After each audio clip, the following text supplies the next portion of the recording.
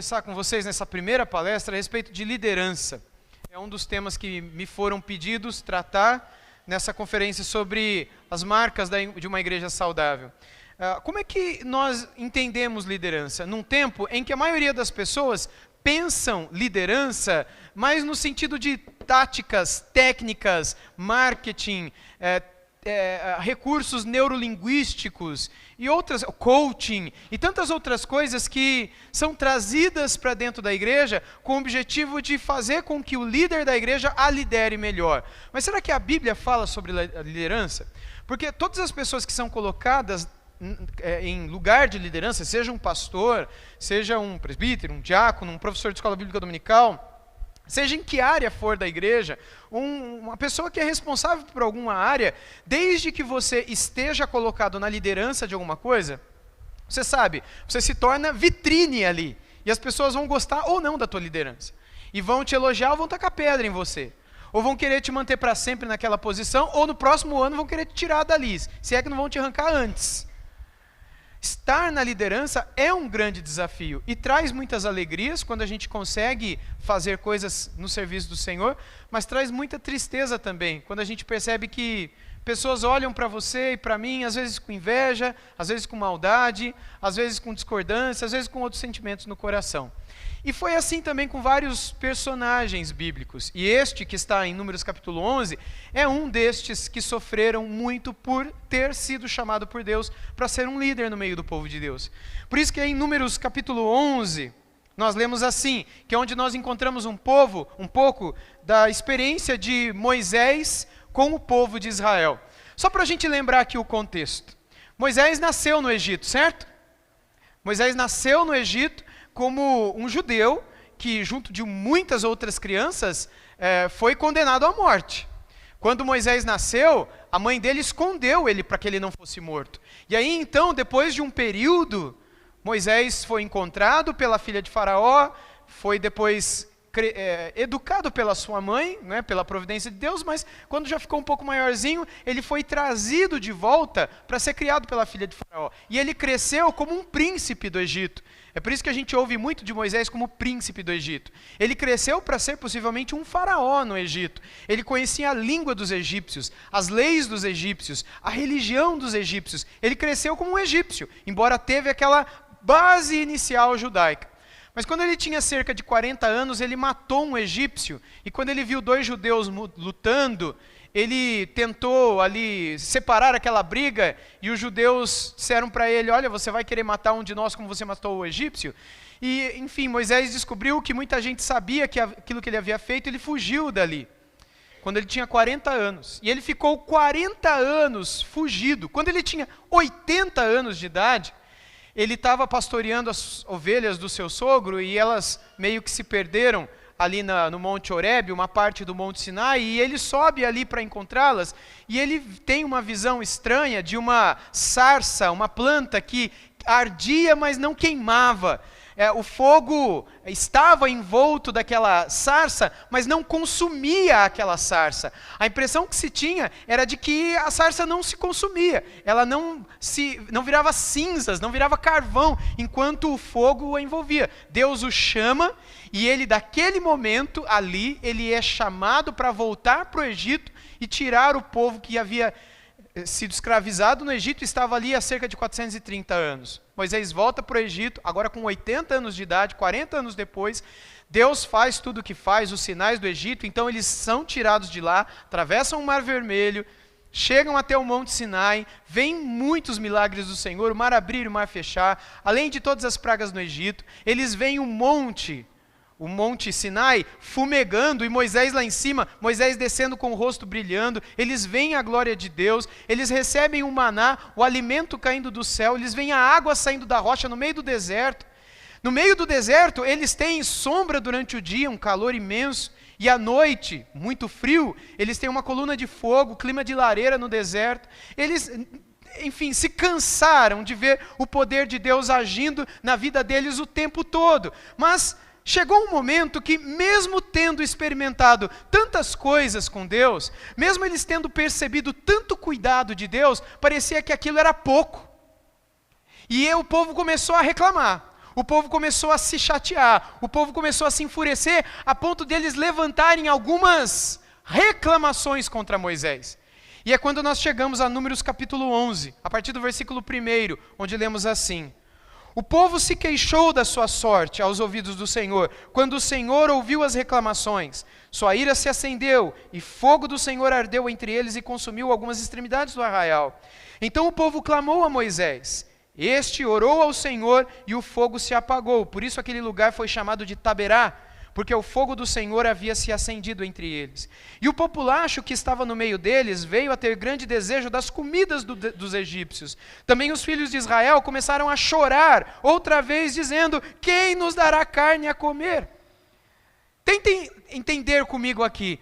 Desde o primeiro verso, o que nós temos é o povo se queixando aos ouvidos do Senhor, murmurando, e o Senhor se levanta e consome o povo. Moisés ora e o Senhor para de consumi-los, porque não era uma lamentação, como foi a lamentação de Jeremias, como foram as lamentações de Davi, de Asaf, de Jesus e de outros, que eram orações de lamento, que são orações legítimas. Aqui era literalmente reclamações, murmurações. Deus não era temido, não era reverenciado nessas orações de explosão, de esvaziamento, de pôr para fora aquilo que está te consumindo com toda a tua sinceridade, por mais que aquela oração pareça ser algo absurdo, mas Deus quer, como aquela da cruz: Deus meu, por que me abandonastes? Eu pergunto por que me abandonastes, mas antes eu digo o quê? Deus meu. O Salmos está cheio de orações de lamentações. Há um livro só de lamentações na Bíblia, que é qual? Lamentações de Jeremias. Logo, não é errado lamentar. O povo não estava lamentando aqui, o povo estava reclamando, murmurando. É diferente. Bem, depois que Moisés orou e o fogo se apagou e as mortes acabaram, aqui o texto no verso 4 diz que uma boa parte do povo veio a ter grande desejo das comidas dos egípcios. E eles começaram a chorar. Você já conheceu gente que chorou por causa de comida? Não porque estava passando fome, mas porque tem vontade de comer outra coisa? É criança normalmente, né? Hoje a mãe fez macarrão, aí a menina começa a chorar. Todo domingo é o mesmo macarrão, certeza vai ser frango também. E todo sábado é aquilo: ai mãe, eu não aguento mais esse arroz, não aguento mais esse feijão, não aguento mais esse ovo, não aguento mais salada. E aquela reclamação, coisa de criança. Às vezes tem uns adultos que reclamam também. Mas o ponto aqui foi tão assim terrível que eles chegaram a chorar por causa daquilo que Deus dava a eles de comida. E aí o texto vai dizer, no final do verso 4, quem nos dará carne para comer? Já viu gente chorando porque queria comer carne? Porque queria ir no chimarrão? Porque não aguenta mais comer frango, ovo, peixe? Bom, é mais raro isso acontecer hoje em dia, mas isso aconteceu lá. E aí eles falam no verso 5, lembramos dos peixes que comíamos de graça no Egito. Que saudade dos pepinos, dos melões, dos alhos silvestres, das cebolas e dos alhos. Mas agora a nossa alma está seca e não vemos nada a não ser esse maná. Imagina a cara de Deus, né? Deus é quem dava o maná, Deus criou o maná. Deus preparou a refeição, Deus deu a refeição. Eles olham para a refeição e dizem na cara de Deus: a gente não aguenta mais essa comida aqui. A gente tem tanta falta do peixe, da carne, do cebolão, do pepino, do alho, dos melões, tudo aquilo que a gente comia no Egito de graça. Agora não tem nada a não ser esse maná. E aí o povo murmura, reclama. E aí no verso 7 diz o texto bíblico que o maná era como semente de coentro, e a sua aparência era semelhante ao do bidélio, e o povo ia por toda a parte e o colhia, e eles o moíam em moinhos, ou os socavam em pilões, depois o cozinhavam em panelas, e dele faziam bolos. O sabor do maná era como de bolo amassado com azeite, quando de noite descia o orvalho sobre o arraial, sobre este também caía o maná. Então Moisés ouviu como o povo chorava por famílias, cada um à porta de sua tenda. E o Senhor ficou muito irado. E Moisés também não gostou daquilo. Agora pensa comigo, Moisés era o líder desse povo. E o meu ponto aqui é falar sobre liderança. Aqui nós temos um homem que com 40 anos cometeu um crime, fugiu para não ser preso e morto. com 80 anos foi chamado por Deus para uma missão, com 80 anos, o cara está pensando na aposentadoria, está pensando em descansar, está pensando em gastar mais uns meses cuidando daquelas ovelhinhas, e agora é só curtir os netos e os bisnetos. Moisés estava com 80 anos, quando Deus chegou para ele e falou: Moisés, eu tenho uma missão para você, volta para o Egito. E ele voltou. E ele chega no Egito, e agora ele já não está mais no Egito, ele está com o povo que ele tirou do Egito, levando o povo para a terra prometida. Quanto tempo durou a caminhada até a terra prometida? 40 anos. A gente não sabe com quantos anos Moisés estava aqui, mas talvez com seus 90 anos. Agora pensa se um homem com 85, 90, 95 anos, ele tem paciência para ouvir o povo ficar reclamando de comida. Um povo que vê tanto milagre, que viu o mar vermelho se abrir, que viu o monte fumegar, que recebeu as leis do próprio Deus, que viu o pão cair do céu, que viu milagres atrás de milagres, de dia e de noite, no céu e na terra, que viu Deus punir aqueles que pecavam. E ainda assim, esse líder tem que ouvir o povo reclamar da comida. Como é que um líder desse aguenta? E hoje a gente pensa assim: nossa, mas Deus tem abençoado tanto a nossa igreja. Deus tem abençoado tanto, mas parece que o povo ainda acha pelo em ovo para arrumar crítica, murmuração e fofoca dentro da igreja. Será que Deus não tem abençoado tanto a igreja a ponto de ter que ficar caçando problema para poder reclamar, criticar e apontar o dedo? Imagina Moisés como líder. Moisés foi aguentando. Até quanto você aguentaria? O povo reclamando na porta da sua casa. Moisés, quando é que a gente vai chegar nessa terra aí? Moisés, era melhor a gente ter ficado no Egito. O Senhor tirou a gente do Egito para matar a gente aqui no deserto? Já não tinha sepultura suficiente no Egito para você vir sepultar a gente no deserto? Lembra que eles falaram tudo isso para Moisés? Até quando você aguentaria um povo desse? Um povo ingrato. Um povo que foi tirado da escravidão e estava sendo levado para a liberdade. Um povo que estava experimentando o cumprimento das profecias que Deus fez lá atrás, por meio de Abraão, Isaac, Jacó e José. José disse que o povo sairia do Egito depois de uns anos. Um povo que estava vendo tanto do extraordinário de Deus e ainda assim tinha a boca para reclamar. Moisés foi ouvindo. Qual foi a diferença de Moisés para o restante do povo? Moisés não reclamou. Moisés não foi atrás do seu filho, da sua esposa, ou do seu irmão, ou dos seus amigos. Moisés foi fazer uma lamentação diante do Senhor. Nesse exato momento que o povo estava sentindo vontade de comer carne, Moisés foi fazer uma lamentação. Um líder tem que saber a hora de lamentar. Um líder tem que saber que o ministério não é feito só de vitórias. Um líder tem que saber que tem horas que demora para chegar na terra prometida. Um líder tem que saber que, embora Deus o chamou para levar o seu povo daqui até lá, e ele acha que daqui até lá vai ser 5 anos, que às vezes ele vai ficar 40 anos naquela igreja, até que a igreja chegue daqui até lá. Não é no nosso tempo, é no tempo de Deus. E vai ter hora que a gente não vai aguentar. Vai ter hora que a gente vai ter vontade de orar e de falar sério com o Senhor. Vai ter hora que a gente vai querer entregar o balde. Vai ter hora que a gente vai querer morrer. Ou vai ter horas que a gente vai querer fazer uma oração bonita como a de Moisés. Vamos ler a oração de Moisés? Veja que oração linda que ele fez aí em Números 11, a partir do versículo 11. Moisés disse ao Senhor: por que fizeste mal ao teu servo? E por que eu não achei favor aos teus olhos, visto que puseste sobre mim a carga de todo este povo? Será que fui eu quem concebeu todo este povo? Será que fui eu quem o deu à luz para que me digas que o leve no colo, como a babá leva a criança que mama até a terra que prometeste dar a seus pais? Onde eu poderia conseguir carne para dar a todo esse povo? Pois chora diante de mim, dizendo: dá-nos carne para comer. Eu sozinho não posso levar esse povo, pois me é pesado demais. Se me tratas assim, mata-me de uma vez. Se achei favor aos teus olhos, peço que não me deixes ver a minha miséria. Em nome de Jesus, amém. Só não está o em nome de Jesus, amém, porque Jesus não tinha nascido ainda. Mas essa foi a oração de Moisés. O que você acha dessa oração? Você acha que Deus ficou furioso com ela? Você acha que Deus não se agradou dela? Olhe para o versículo seguinte. imediatamente o Senhor responde a Moisés, favoravelmente.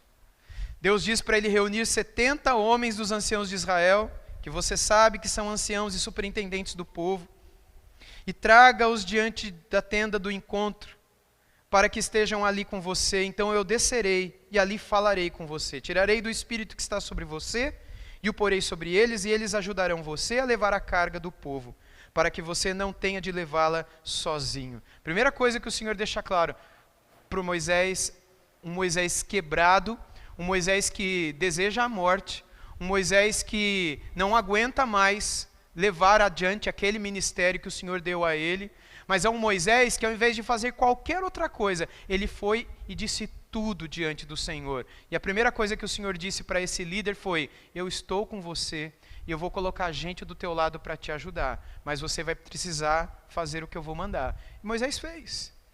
E o Senhor dividiu. E ele no verso 18 diz: diga ao povo, para Moisés falar para o povo, santifiquem-se para amanhã e vocês comerão carne, porque vocês choram aos ouvidos do Senhor dizendo: quem nos dará carne para comer?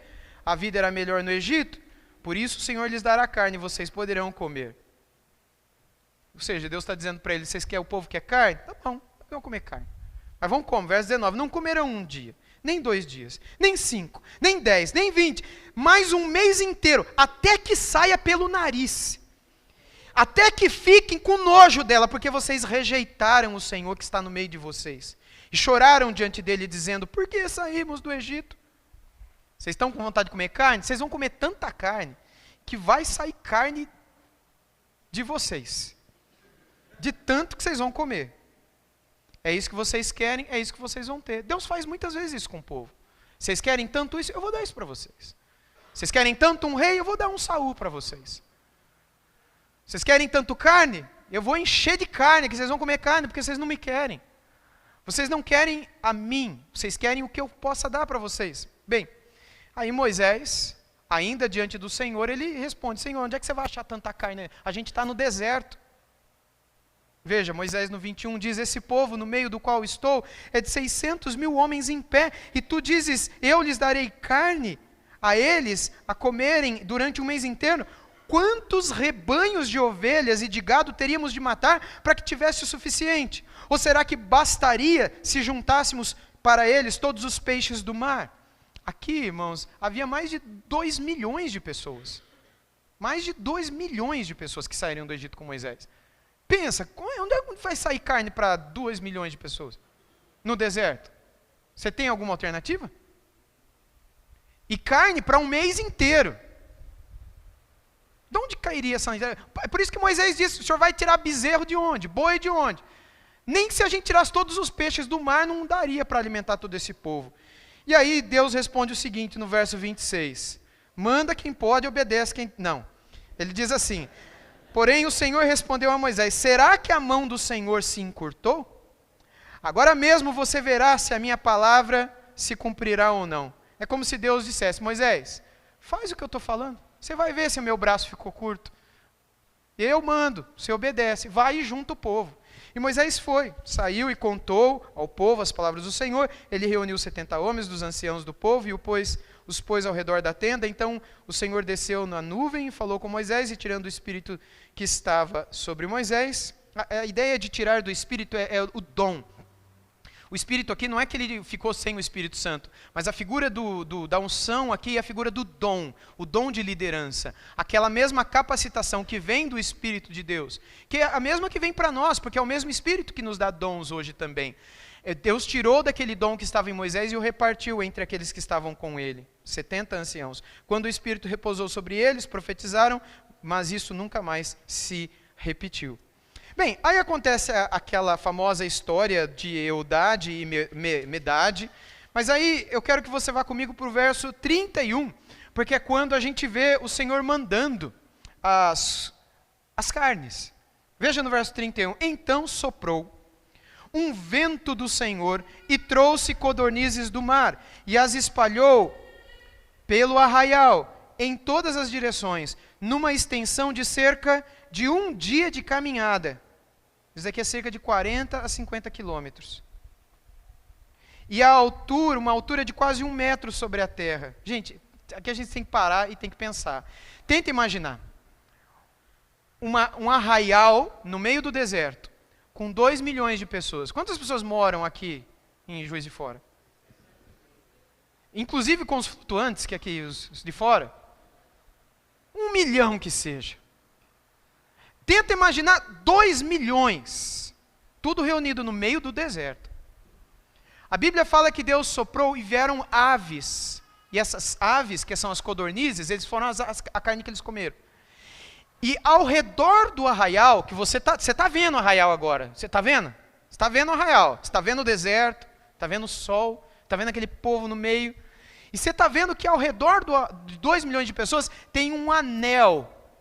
Um anel. E esse anel, ele tem 1 metro de altura, que é o que a gente leu. E cerca de 40 quilômetros de extensão. Um dia de caminhada, na medida bíblica, é cerca de 45 quilômetros. É um dia, se você sair, acordar e caminhar um dia inteiro, você vai andar mais ou menos 40 quilômetros. Você imagina 40 quilômetros daqui para lá. 1 metro de altura. E imagina esses 40 quilômetros fazendo o anel. Dava para comer um mês ou não dava? E o povo comeu. E a Bíblia diz que não deu nem um mês, porque comeu sair carne por tudo quanto é buraco, e o povo morreu tudo. Veja aí no verso 32, todo aquele dia e toda aquela noite, e também no dia seguinte, o povo se levantou e recolheu as cordonizes. O que menos recolheu teve 10 montões, e as estenderam para si ao redor do arraial, enquanto a carne ainda estava entre os seus dentes. Antes que fosse mastigada, a ira do Senhor se acendeu contra o povo, e o feriu com uma terrível praga. Por isso aquele lugar foi chamado de Quibrot Hataavá, porque foi ali sepultado o povo que teve o desejo das comidas dos egípcios. De Quibrot Hataavá, o povo partiu para Hazerote e ali ficou. Quando a gente lê uma história como essa, a gente descobre como Moisés reagiu diante de uma tribulação, diante de uma situação de confrontamento. O coração do líder Moisés aqui é o mesmo coração do líder Wilson, Renato, Ricardo, Paulo, João. É aquela tentação que muitas vezes vem no nosso coração, sensação de frustração. A gente não se frustra de vez em quando? Puxa, eu pensei que seria de um jeito, mas estou vendo que não está sendo bem do jeito que eu imaginei. E eu olho para o lado, vejo que o ministério, ou a liderança, ou a capacidade de um irmão é tão acima, e o ministério foi tão além do meu, por que o meu ministério não vai também?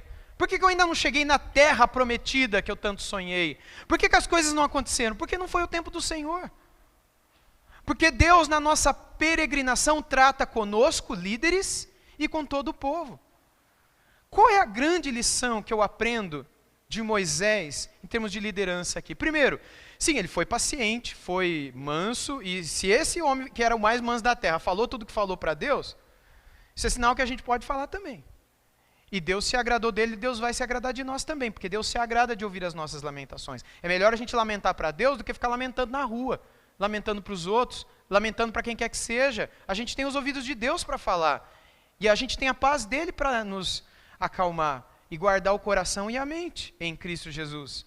Eu aprendo de Moisés aqui que eu tenho sempre o braço de Deus e a palavra de Deus para me aconselhar o que fazer naquela hora em que meu coração quer parar, não quer continuar. Muitas vezes em que pensamentos de morte vêm à minha cabeça. Não é isso que a gente ouve Moisés dizendo aqui no capítulo 11? No versículo 15, se me tratas assim, matas-me de uma vez? Hoje em dia, muitos não têm coragem de dizer isso, mas dizem que desejam que Jesus volte logo, né? Que há uma escatologia piedosa que a gente vê no coração, na mente de muitos irmãos hoje em dia. Ah, Senhor, eu já fiz tudo o que eu tive que fazer, sabe? Eu já servi tanto o Senhor aqui, seria tão bom se Jesus voltasse hoje. E aí, às vezes, você vai conversar com a esposa, vai conversar com o marido, vai conversar com um amigo.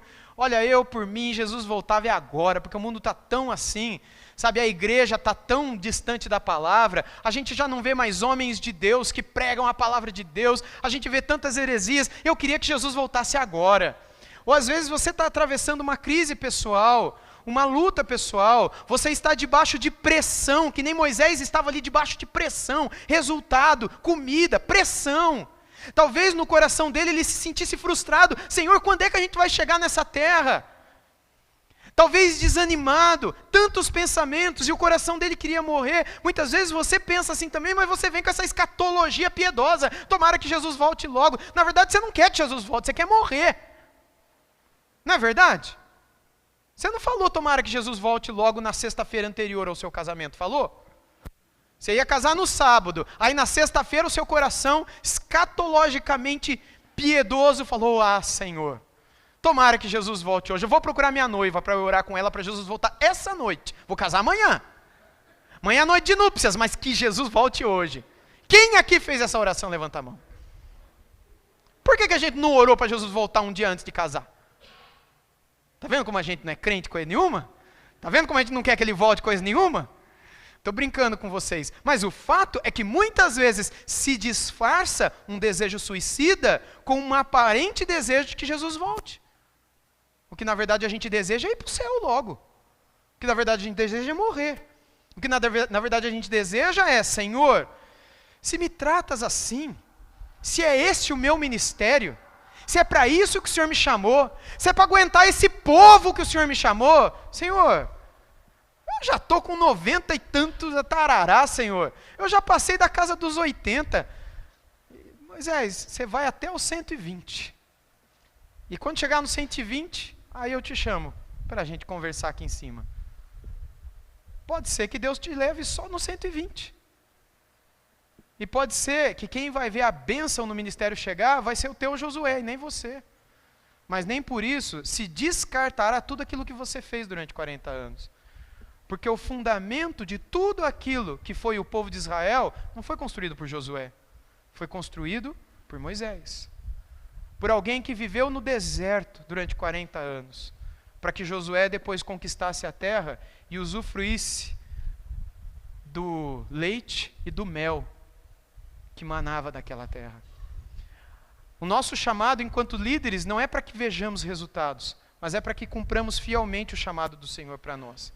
E no meio dos embates e das lutas e das aflições, saibamos nos colocar constantemente diante de um Deus que estará silenciosamente presente sempre na nossa vida. Não foi somente com Moisés que Deus se fez presente.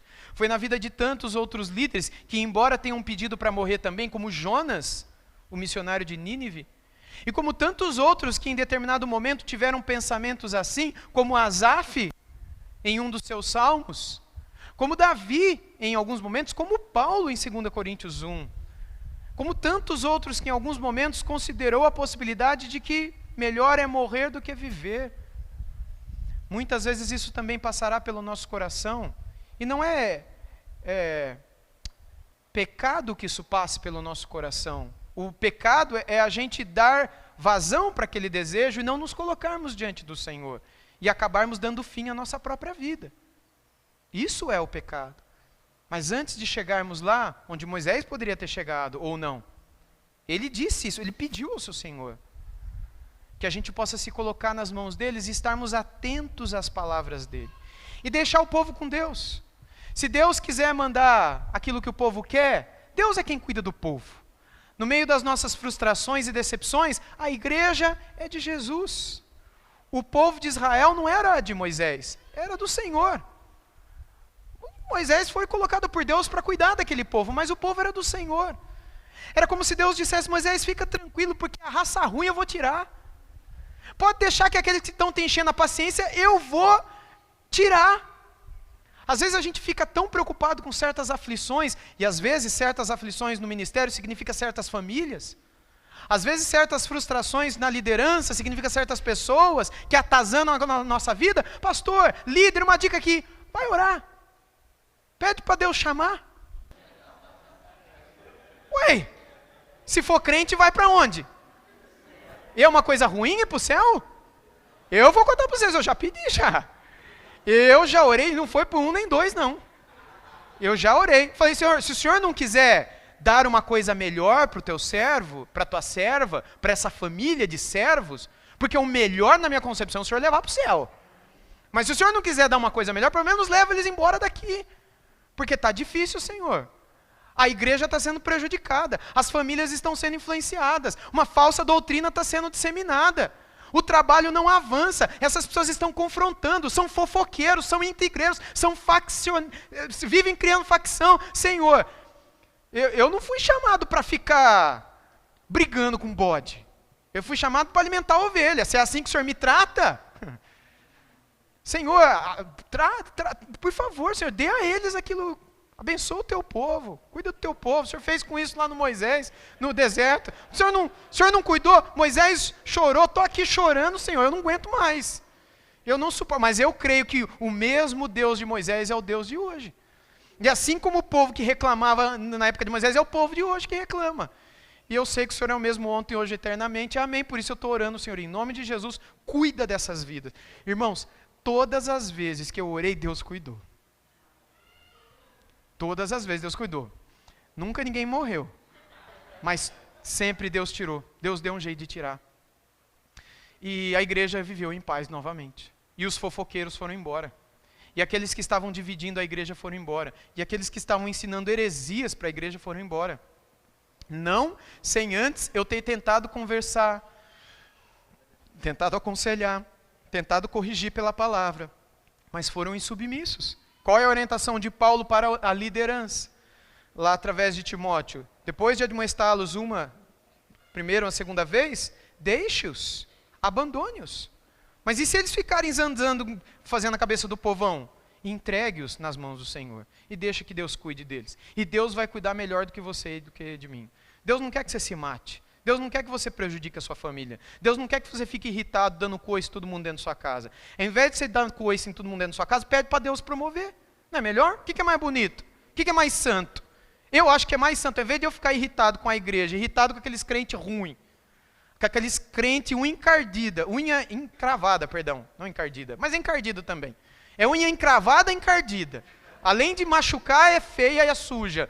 Ao invés daquele, porque aquele povo ruim que está dentro da igreja, que me deixa triste, irritado, aí eu desconto em quem? Muitas vezes é na família, não é assim? Então é melhor eu ficar descontando na minha família, eu pedir para o Senhor abençoar aquelas... É melhor eu pedir para o Senhor abençoar. Se você acha que isso é errado, leia a Bíblia de novo. Você vai ver quantas vezes homens de Deus pediram isso ao Senhor. E o Senhor assim o fez. Tem problema de fazer isso. Se Deus não quiser, Deus não vai fazer. Nossa, pastor, mas não é melhor orar para a conversão deles? Claro que é, piedosa, crente. Ora para ele se converter. Mas se ele não se converter, e ele continuar ensinando mentira, você vai fazer o quê? Você vai fazer o quê? Deixar o semeador de discórdias, deixar aquele que João chama de o anticristo, porque ele se coloca no meio do povo de Cristo, para ensinar um evangelho que não é o de Cristo, só porque você é muito bonzinho e quer que aquela ruindade se converta? Depois do intervalo, a gente vai ver Paulo entregando para Satanás alguém que era dentro da igreja.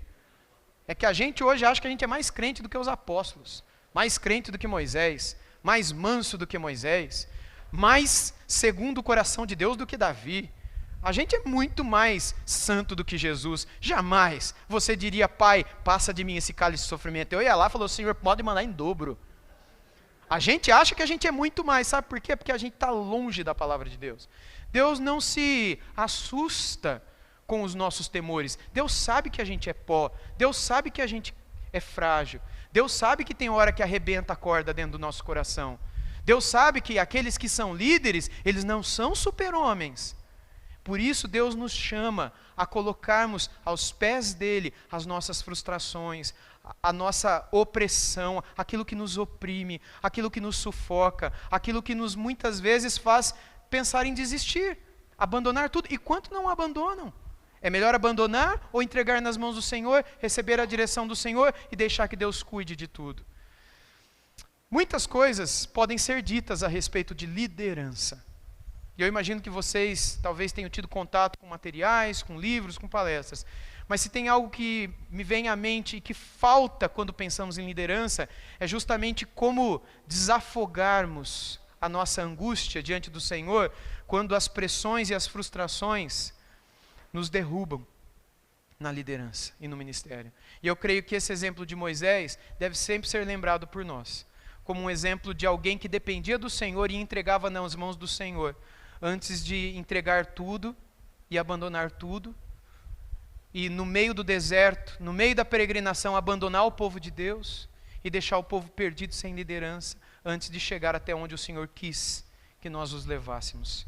Que Deus nos ajude e nos guarde, todos nós que somos líderes, e todos vocês que não são líderes, mas têm os seus líderes espirituais sobre vocês, ore por eles, ore pela vida deles, a responsabilidade deles é tremenda.